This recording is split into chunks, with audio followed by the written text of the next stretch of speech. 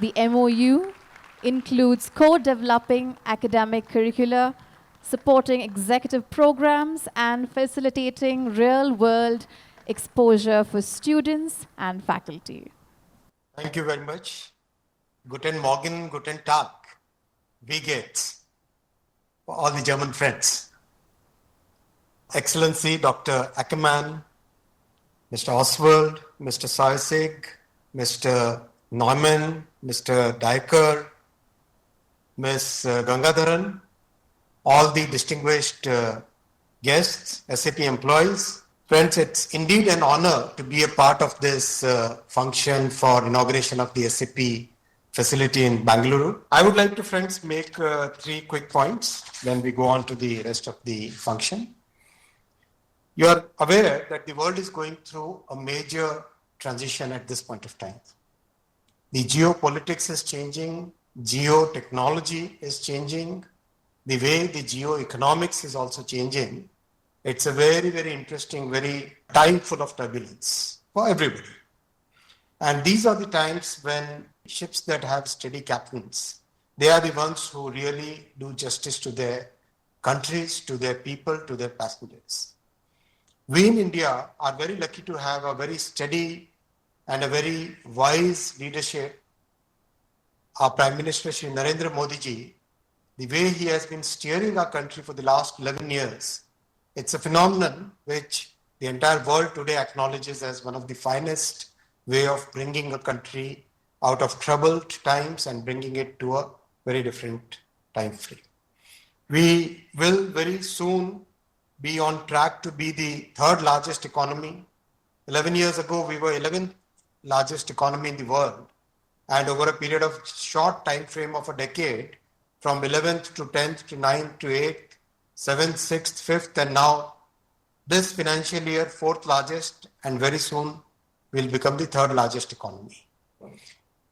The fact that we are becoming 3rd largest economy is not something which is just a chance or just a coincidence.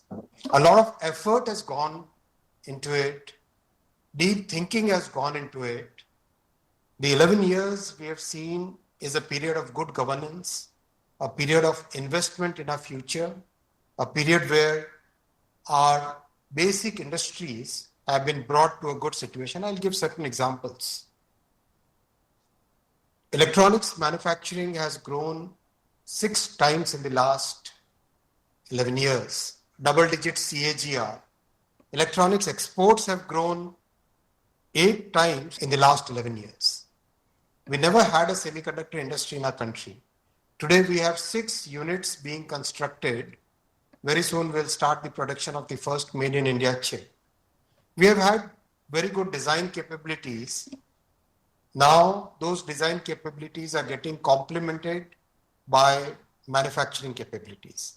And above all, our focus is on developing technologies, developing products, becoming a product nation. That's a major focus we have taken. That's a major challenge we have taken for ourselves.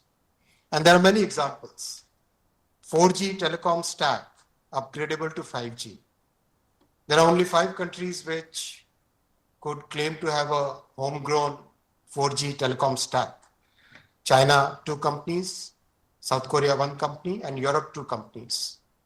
Now India is the 6th entrant in that, and a fantastic, one of the highest, one of the highly appreciated, very robust 4G telecom stack, right from radio network to the core, the entire radio baseband, the IMS, the entire stuff is there in the 4G telecom stack.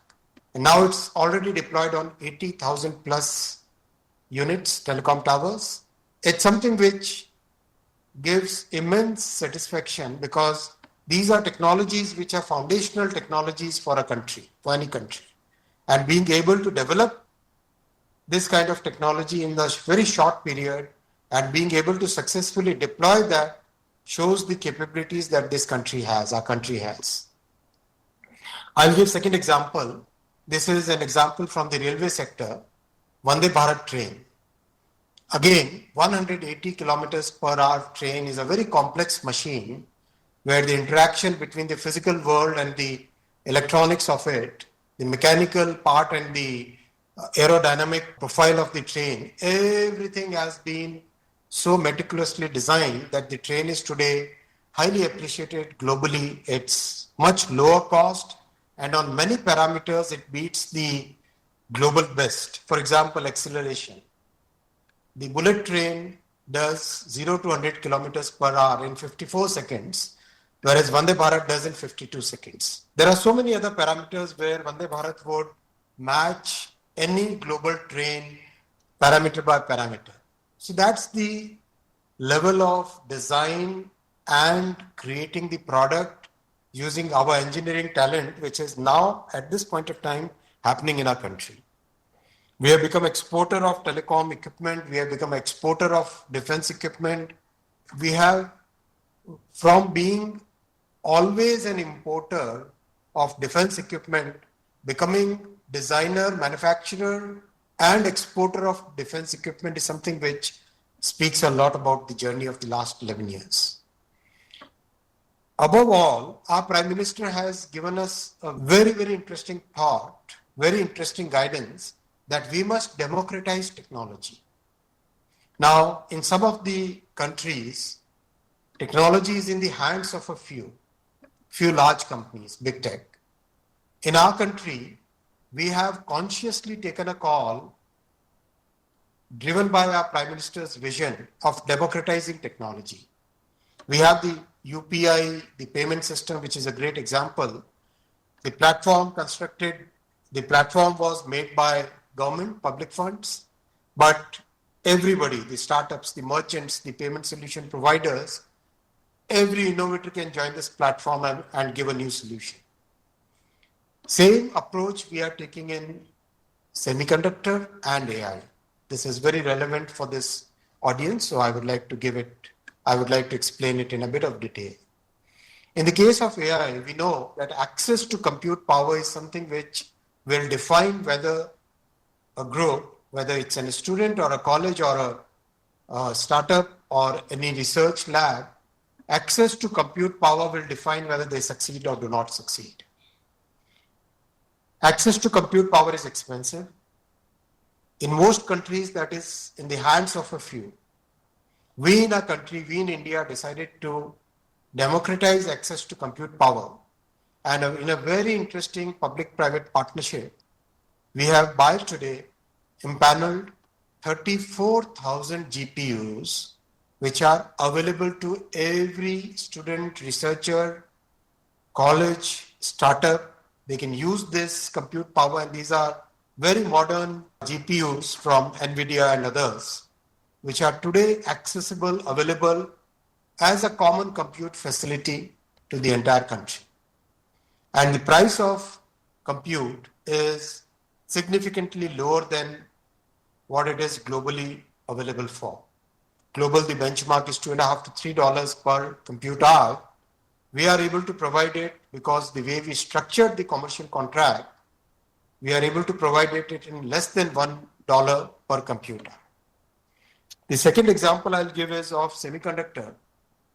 We decided to have a very large talent pipeline which has access to the EDA tools, Cadence, Synopsys, Siemens. All the latest EDA tools are today available to 270 educational institutions across the country. And when students are having access to such modern state-of-the-art tools which are used in the industry, the confidence they get when they work on these tools, it's phenomenal. And just in a short time frame of 3 years, today students are designing complete chipsets while in the third year or final year of their BTech program.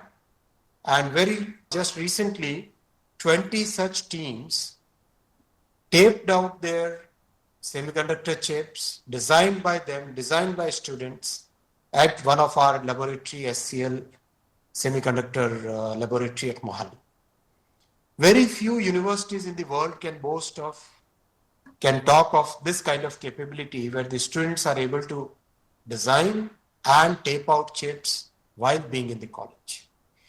That's the kind of empowerment we are doing for our young innovators, and that I think will hold our country in good strength in the coming years. I would like to once again thank SAP for selecting Bangalore as your home. It's a fabulous city. It's a very good city. And the way we are improving the infrastructure, very soon the yellow line of Bangalore Metro will also be inaugurated by our Honorable Prime Minister. And my friend Mr. Kharge is here. Going above politics, we should work together to improve the infrastructure of the city, the transportation within the city and to the city. In railways, we have taken a challenge of doubling the capacity of railway trains, which can come and go from Bangalore. Over a period of next 3 years, we will double the capacity of Bangalore city. So that kind of challenge we have taken for ourselves, and I would like to thank all the participants in this. Give your ideas, share your thoughts, share your experience on how can we make the city better. Thank you very much for inviting me here. It's real pleasure and it's a real honor for me to be here. Thank you very much.